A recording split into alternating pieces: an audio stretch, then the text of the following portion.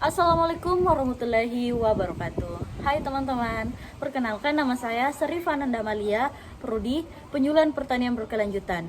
Baiklah, di sini saya akan membawakan sedikit materi tentang mulia bersama Al-Quran. Menjadi orang yang terbaik dalam Islam sebenarnya bukan hal yang sulit.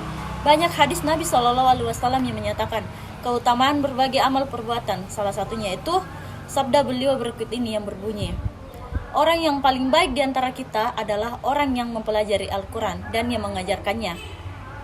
Hadis ini menjelaskan bahwa orang yang terbaik adalah orang yang mempelajari dan mengajarkan Al-Quran kepada orang lain. Sedikitnya ada 3 kewajiban orang tua terhadap anak-anaknya, yaitu memberi nama yang baik, memberi nafkah, dan mengajarkan pendidikan agama kepada putra-putrinya.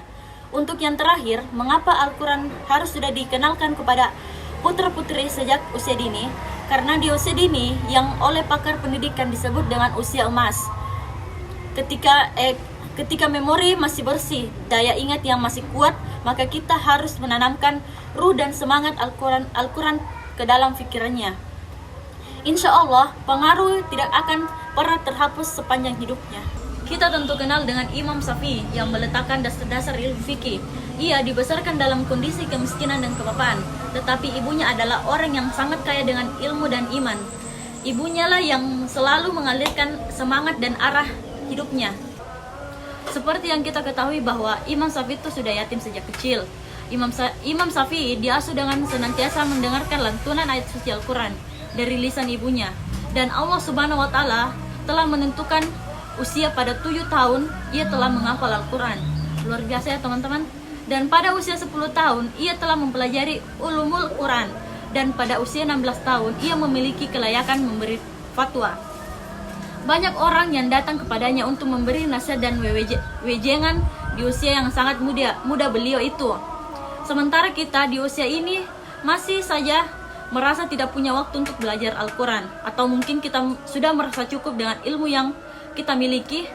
Bukankah Rasulullah SAW menyatakan, tuntutlah ilmu sampai kalian lahat. Saat ini kita cukup prihatin dengan pemahaman orang tua tentang pentingnya membaca Al-Quran dan pendidikan agama.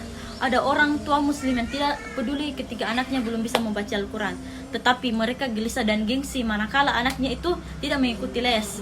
Orang tuanya malu jika kita tidak kursuskan pelajaran tertentu. Namun ada juga yang tidak bangga kalau anaknya itu berhasil mengkhatamkan Al-Quran. Karena itu belum dianggap sebuah prestasi dan prestis. Malah yang memprihatinkan itu justru yang ada, bukan untuk mendekatkan anak dengan Al-Quran dan pendidikan Islam, tetapi secara tidak langsung kita menjauhkan Al-Quran. Fenomena lain yang dapat kita cermati adalah sebagian besar kita itu kurang menghargai guru-guru Al-Quran. Memang penghargaan itu tidak selalunya berbentuk materi atau mungkin para hadis tidak mengharapkannya kecuali balasan dari Allah Subhanahu wa Ta'ala.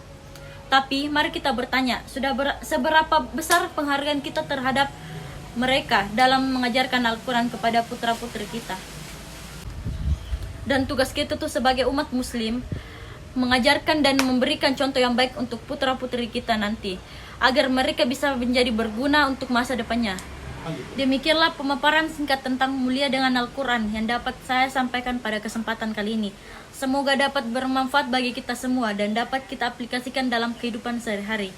Lebih dan kurangnya mohon dimaafkan.